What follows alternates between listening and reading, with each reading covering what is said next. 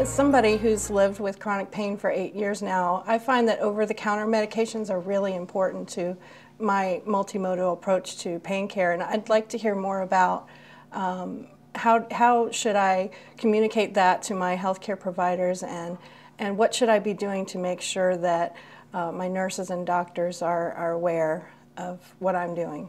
Well, the first thing I would suggest to you is to write down a daily log of what you take as far as your medication.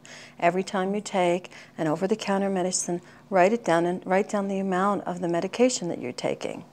Then, when you go into your doctor, bring that with you. And to back up a little bit, next to your dosing of when you take it, write down the amount of pain you're having and where the pain is and how intense it is. Okay, and then if you can think about it, write how much relief you get from it, okay? After you do that, you have a better understanding of how much medicine you're taking. You really need to talk to your doctor about this, or your healthcare provider, whether it be a nurse practitioner or a nurse that walks in the room. You really have to communicate clearly, because certain dosing of over-the-counter medication can hurt you. More is not better. It doesn't mean you'll get more relief. It could hurt you. And you need to understand that it's an important part, because if you take over-the-counter medicine in addition to other medications, they can work together. And the dosing of the other medicines may be different. The over-the-counter medicine is only a part of your pain regime. They may suggest other things as well, other than medication. And you have to think about how you can help the doctor help you. Okay, it has to be a true partnership. Over-the-counter medicine is only a part of your pain regime. The doctor or nurse practitioner may suggest other things besides over-the-counter medications, besides other stronger medicines. And some of the medicines don't necessarily make sense, and it's your part to ask, why are you giving me this medicine? How does it fit into my pain regime? Because it's so important for you to work together. It will not help you if the doctor says, well, you can only take this amount of this type of medicine, and you don't listen. It may hurt you in the long run.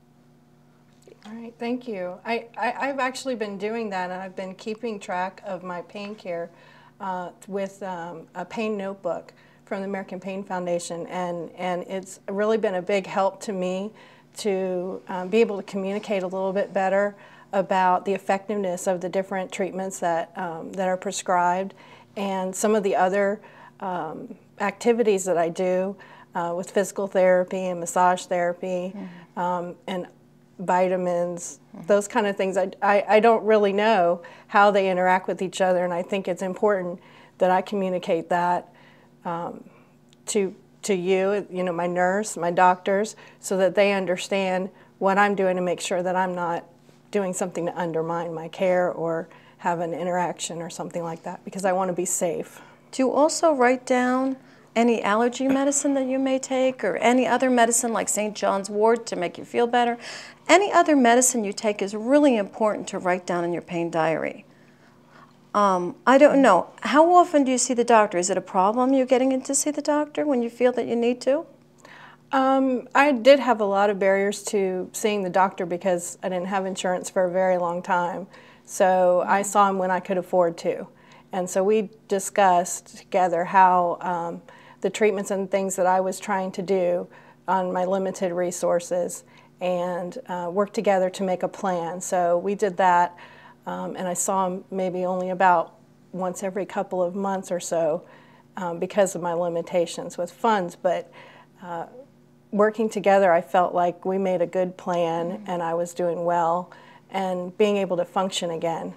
Think about what you're going to tell your doctor. Think about what you're going to talk to your healthcare provider about.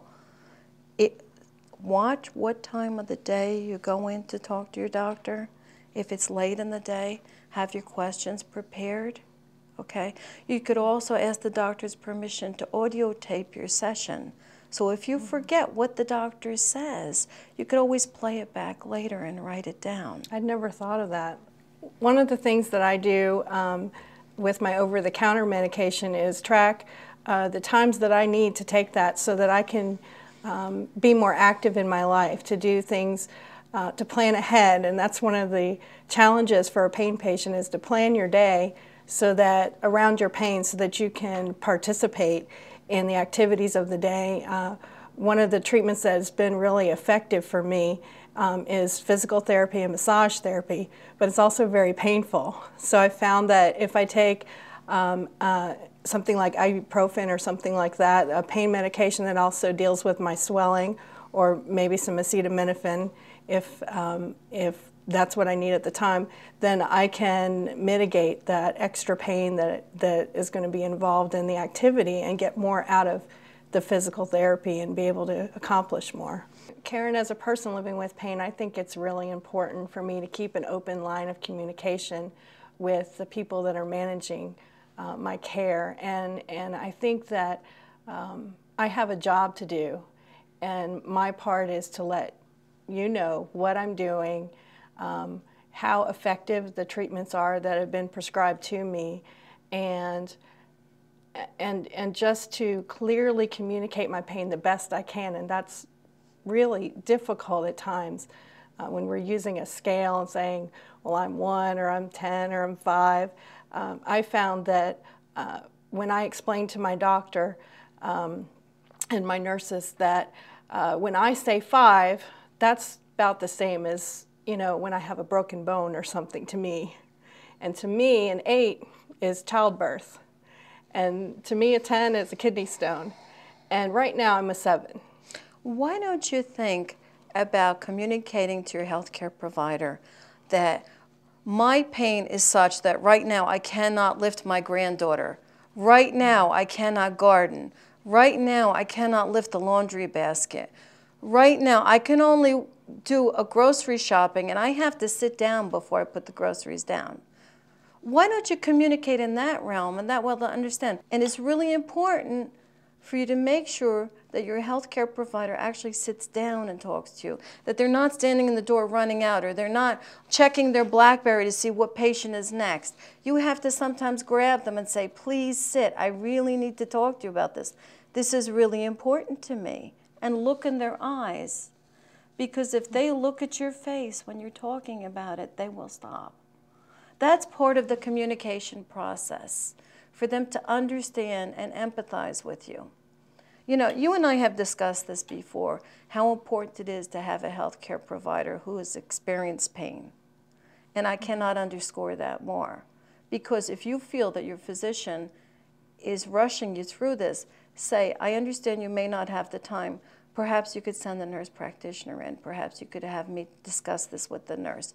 But this is really important to me, and I don't want to leave without it getting resolved. I've routinely given patients information about Pain Aid from the American Pain Foundation so they can have a support group. Because if anybody is like me, I don't want people to know who I am frequently. And I want to be able to communicate freely with other people who are experiencing like and similar things. And Pain Aid is perfect for that. They could get on, they could log on, they could talk to other people, share experiences. Sometimes just that shared experience makes the bit of a difference. It takes a weight off your shoulders. I'm no longer alone. Somebody understands. It's so important. Communication is the key to everything. You said it right there. Communication is the key to everything.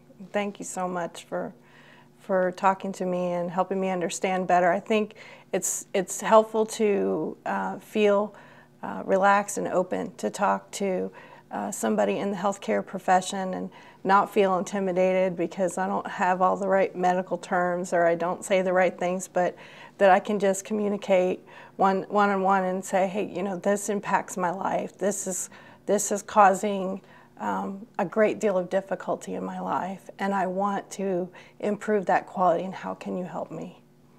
So I thank you for giving me that insight to be able to do that better.